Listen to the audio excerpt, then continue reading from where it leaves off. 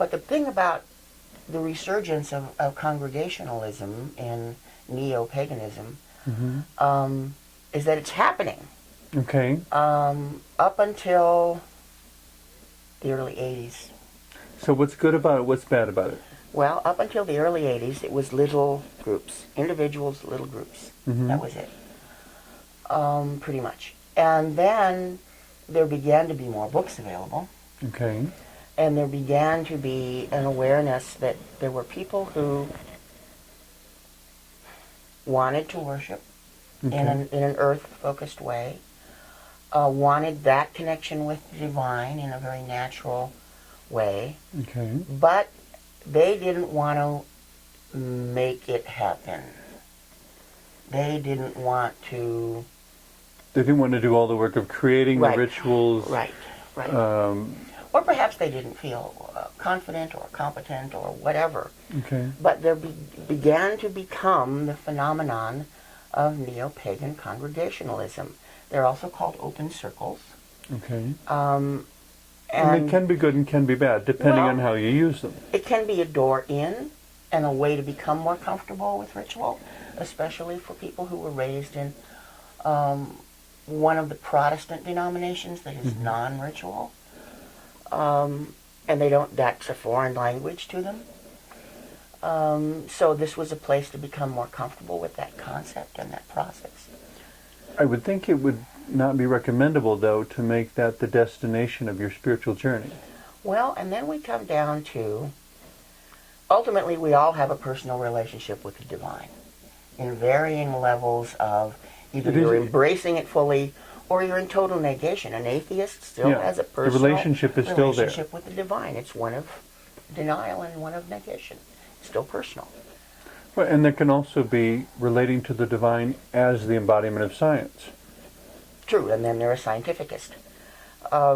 But there are people whose relationship with the divine is one step back yet. Okay. It's personal, but it's trepidatious, tentative. Okay. And they would like someone else to orchestrate it. Okay. I guess I would suggest such people might be wrestling with too much self-judgment. Or there's a spiritual teacher named Lazarus who has said that there are people who in this lifetime are what he calls pilot lives. Okay. There's just enough flame to keep the soup from freezing. Okay. But not boil. Okay. And that's who they are, and that's where they are in their personal spiritual evolution. Okay. All right? This may not be the life when they can reach out and really embrace it. Okay.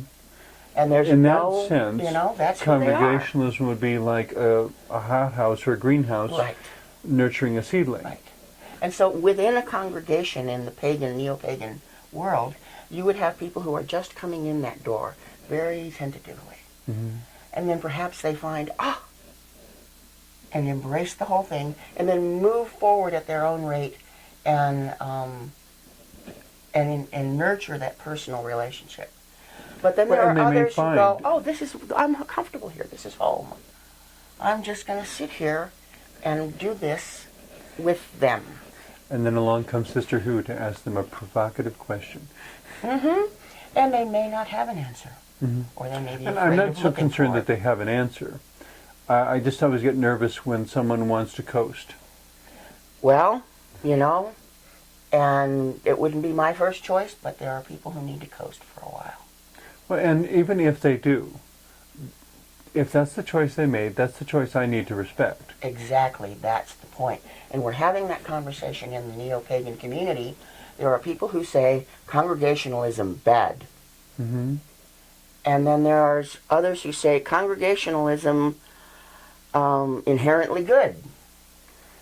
And the truth is that with any given neo-pagan congregation, you're going to have a continuum of people working their own spiritual development and at varying levels of spiritual maturity, And this is a But place as with perhaps, most things, you have the extremes, but the truth is usually somewhere in the middle, somewhere in the middle. Yeah, and where everything tends to be gray. right. You're not black and white. Is it right or is it wrong? Well, is it good to even ask the question about it being right or wrong? Maybe Well, it's good to ask the question, but not insist on an answer. Well, and not be judgmental about it. Not be judgmental and not be encourage- dogmatic. Well, especially not be dogmatic. Encourage each individual to ask, is this meeting my needs now? Mm-hmm. But keep asking that question. Don't just ask it once and stay there. Mm-hmm. Is this still meeting my needs? Have I matured, evolved, grown beyond? And maybe for a few people, asking the question, have I been coasting too long? Mm-hmm. Is it time for me to grow? Right. If there is no one and nothing new in your life for weeks, months, maybe you need to go exploring.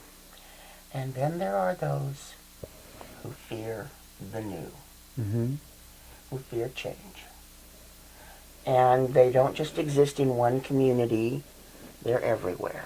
Mm-hmm. In every faith also. In every faith. And they need to be permitted, allowed, encouraged Mm-hmm. to experience spirituality in their own And way. hopefully they would experience a spirituality that feels safe. Ideally, many people are fleeing religion Mm-hmm. that has been oppressive. Which makes perfect sense to me. Yeah. If something's oppressive, why would you stay there? Right. Um, But you don't have to throw the baby out with the bathwater. right. And finding your spiritual connection. And then a community that supports that. And that supports you finding your unique experience of it. Mm-hmm. Not a community that, like, okay, you ran away from that, we'll tell you who to be and how to behave Exactly. and what to wear. We'll tell you everything you need to know. We'll replace one oppression with another. Well, exactly. That's what No. it comes down to, is oppression. Because